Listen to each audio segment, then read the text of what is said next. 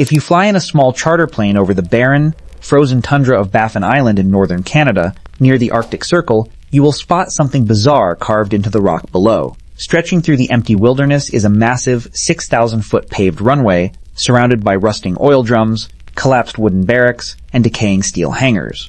In 1943, this desolate location was codenamed Crystal 2. It was a bustling high-security staging base packed with hundreds of UET, Army Air Forces personnel, snowplows, and anti-aircraft guns. By 1947, it was completely empty. Crystal 2 was not an isolated mistake. It was one tiny node in the largest global air infrastructure project in human history. Between 1941 and 1945, the United States built, expanded, or operated over 1,100 military airfields outside its contiguous borders.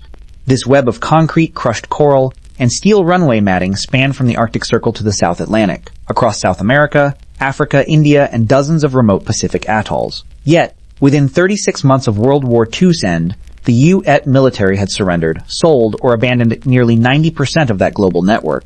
Popular memory often assumes these airfields were simply left behind out of carelessness or post-war fatigue. But official government records reveal a far more complex historical reality. A high-stakes liquidation driven by a sudden leap in aviation technology, intense foreign battles over national sovereignty, and a quiet diplomatic push to trade military runways for commercial airline empires. To understand why 1,100 airfields were built, and then discarded, you have to look at the logistical nightmare facing the United States in late 1941. When America entered World War II, its factories began pumping out tens of thousands of warplanes.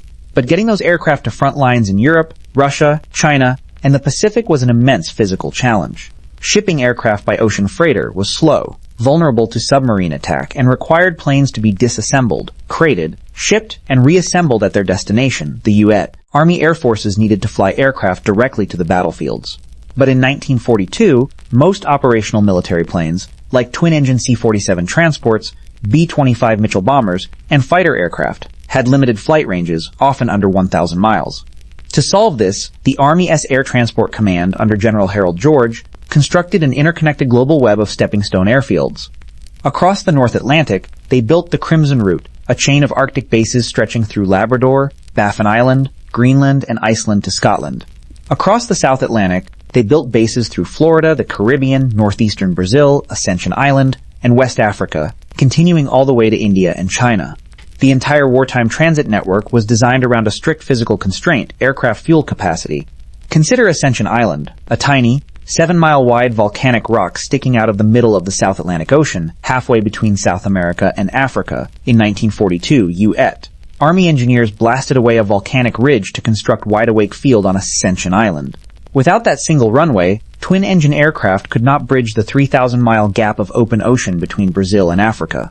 At its peak, an American plane landed or took off from Ascension Island every 20 minutes, day and night, refueling bombers and transports bound for North Africa, Russia, and the China-Burma-India theater. Further north, in the Brazilian city of Natal, the U.S. built Parnamirim Field, Vekep-Hat Ike-Hat became the busiest international airport in the world during the war, handling thousands of transit flights per month.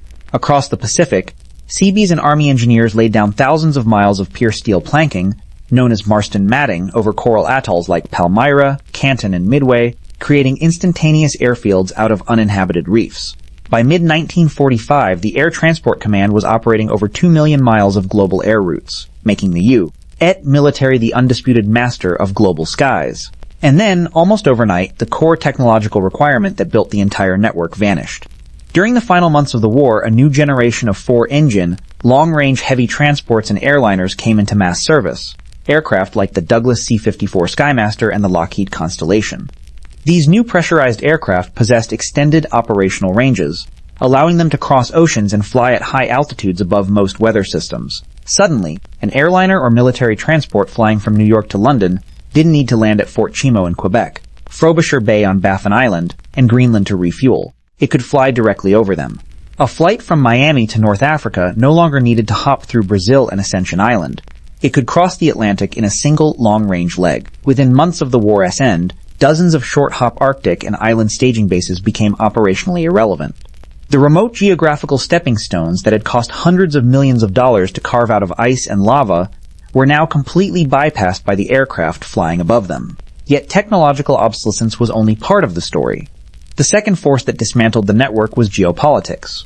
During the war, allied nations like Canada, Great Britain, Brazil, and France allowed the WWII military to build and operate bases on their sovereign territory under wartime emergency agreements. When the war ended, these host nations had no desire to host permanent foreign military enclaves on their soil during peacetime.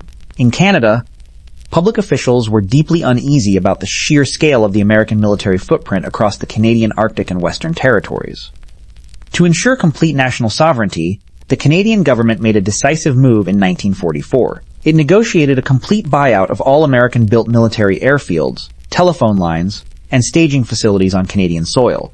Canada paid the United States $76 million, equivalent to over $1 billion today, to purchase every U.S.-built base on its territory, including the Crimson Route bases and the Northwest Staging Route.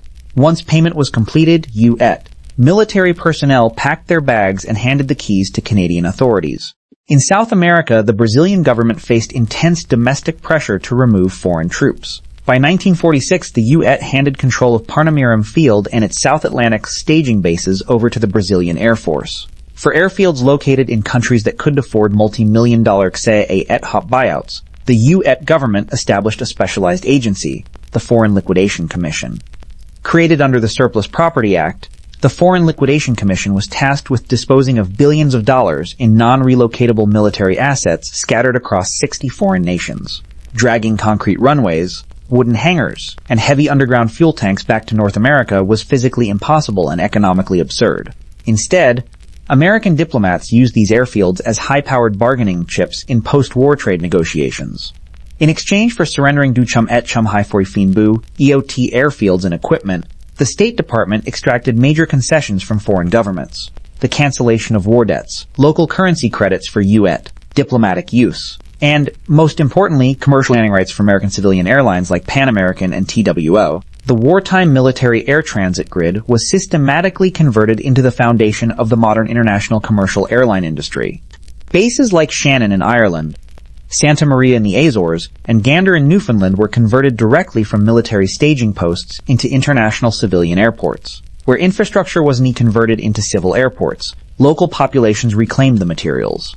Across Pacific Islands, local residents unbolted millions of square feet of steel Marston matting, using the perforated steel plates to build livestock fences, reinforce muddy roads, and construct walls for homes and churches. By 1948, the newly independent WWII Air Force retained direct operational control over fewer than 100 permanent overseas air bases, concentrated primarily in occupied Germany, occupied Japan, key island territories like Guam and Okinawa, and strategic Cold War enclaves like Dahan in Saudi Arabia and Keflavik in Iceland. The short-hop staging web that had linked 1,100 points across the globe was gone. Ultimately, the WWII military dismantled its global network not out of neglect, but out of necessity. Aviation technology had evolved past the short-hop outposts. Sovereign nations demanded their land back, and American strategists realized that in a post-war world, commercial airline dominance and diplomatic influence were far more valuable than maintaining thousands of miles of decaying concrete in the ice.